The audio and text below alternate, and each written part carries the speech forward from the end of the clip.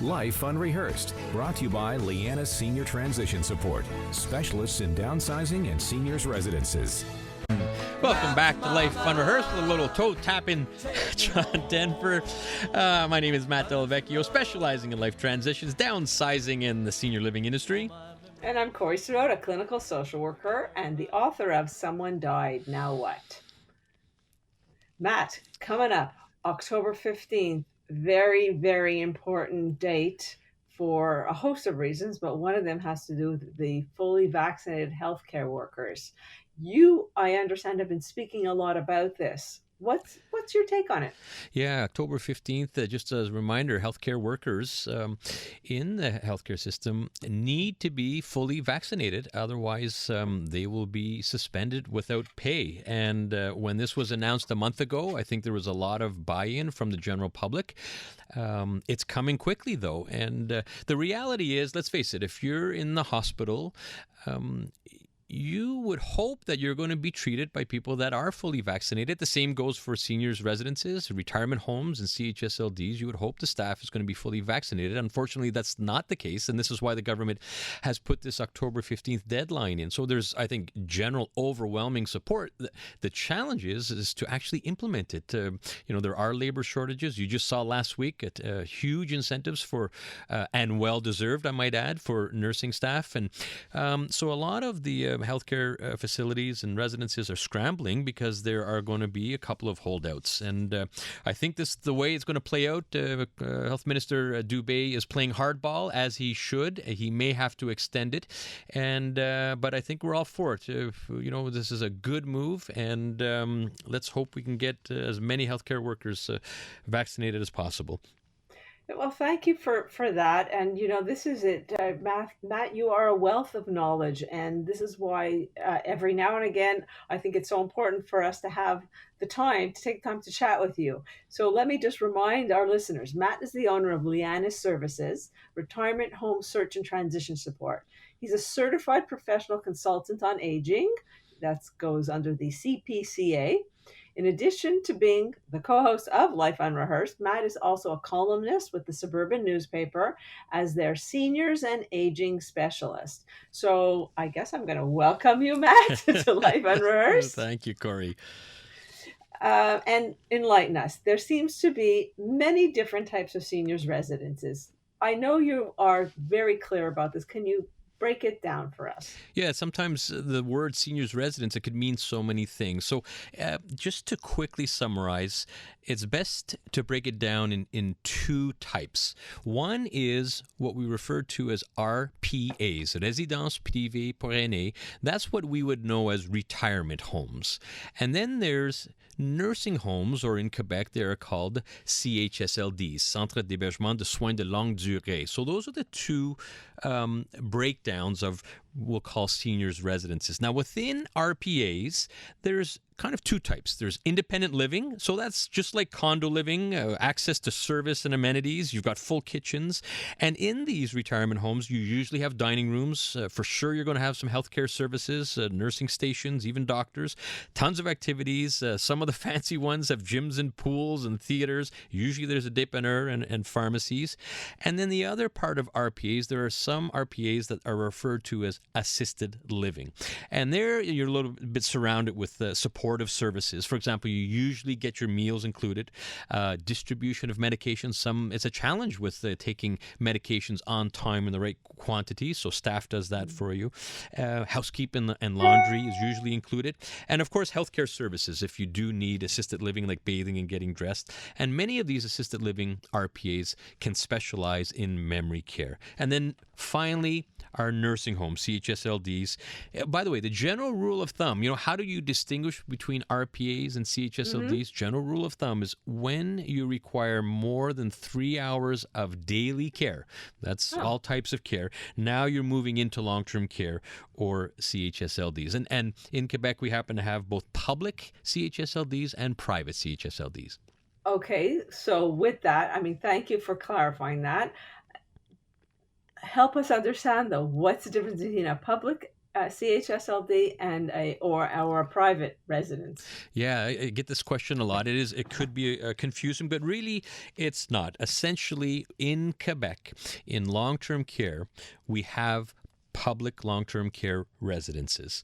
Okay, there's no such thing as public RPAs, public independent living, public assisted living. Really, when we're talking public residences, we are referring to CHSLDs. And in order to get into a public residence in Quebec, you go through your local CLSC, you ask for an evaluation, and no sugarcoating it. The system is absolutely stressed. It takes quite a while to get even someone to evaluate. Could be a couple of months. And once that evaluation is done, you can go on a waiting list for what they call a permanent bed in a CHSLD. And unfortunately, those waiting lists are quite long in Quebec. It can be anywhere from 1 to 2 years to get into a public residence. And so what happens in those situations, like mom's not, what's going to happen in this 1 to 2 years? You have an option usually of going into a transit bed, and that's all organized by the CLSC. You don't usually have a say in that transition bed, but you do have a say as to which public residence you would want your loved one to go to. And in Quebec, we are, I guess, fortunate. And I say fortunate because in my Ontario business, a lot of those clients are saying, geez, we wish we had a private option for long-term care. They don't in Ontario. It's all public. In Quebec, we do have private options for CHSLDs. Same process, though. You'll need to get evaluated by the respective CHSLD, but usually waiting times are much less, usually availability right away or within a month. And you get to choose which CHSLD, which location you want to go to. So that's one of the benefits of private. Obviously, private does cost more than public. That's the drawback from a financial perspective, but at least we have that option.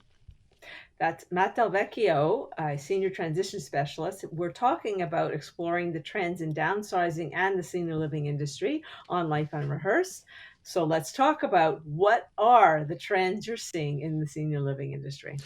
Well, it's been quite interesting. The pandemic has been extremely challenging, first of all, for individuals and for family members.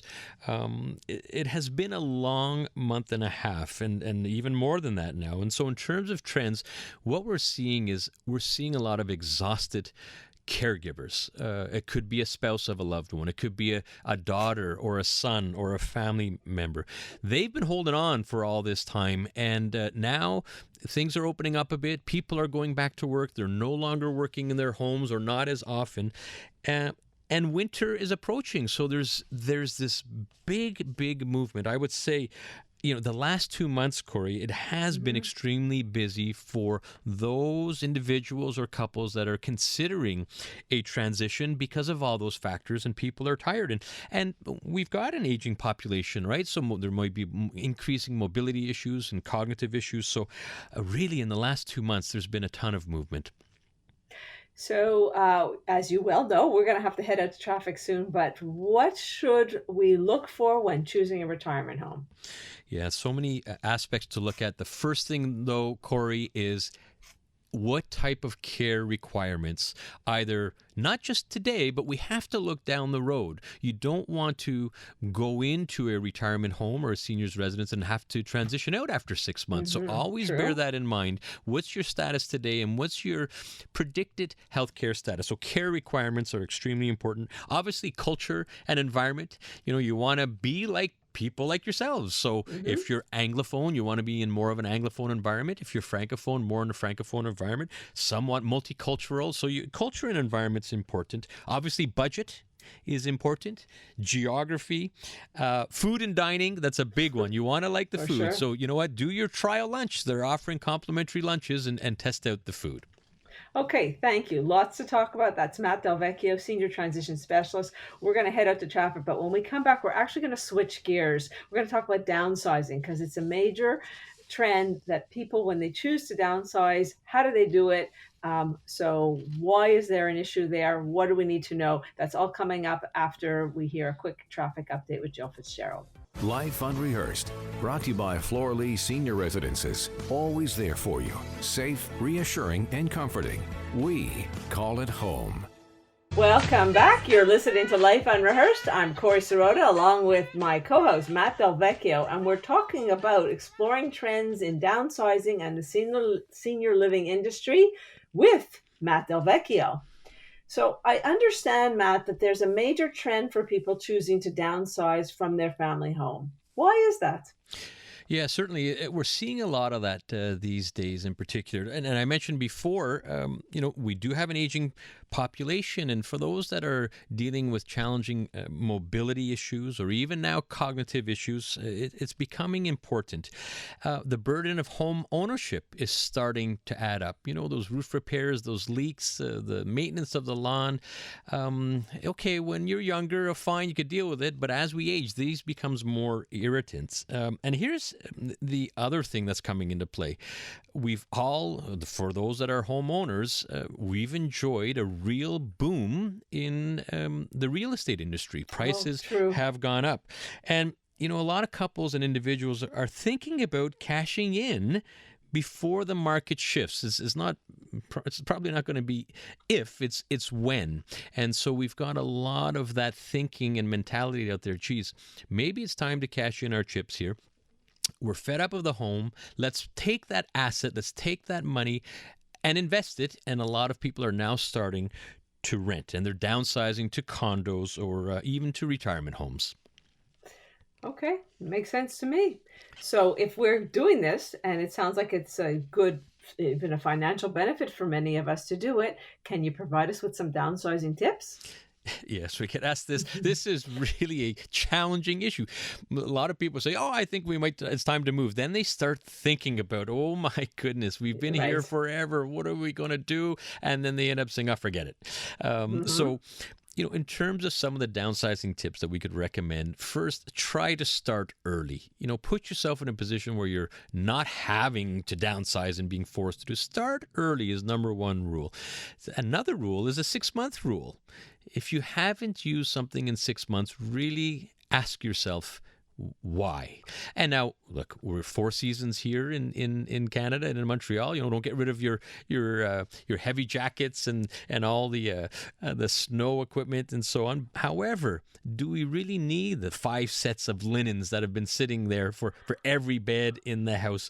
So and just look at the basement and the storage area. And a lot of the times we hear, we're saving it for the kids and the grandkids. Right. And then we hear from the kids and grandkids, we don't want that stuff. What are they doing? Right, and there's this conflict, So maybe it's time to have those conversations with the kids and grandkids. If you're not taking it, well, maybe we have to put it out into bulk storage now, And one important one here, take it one room at a time.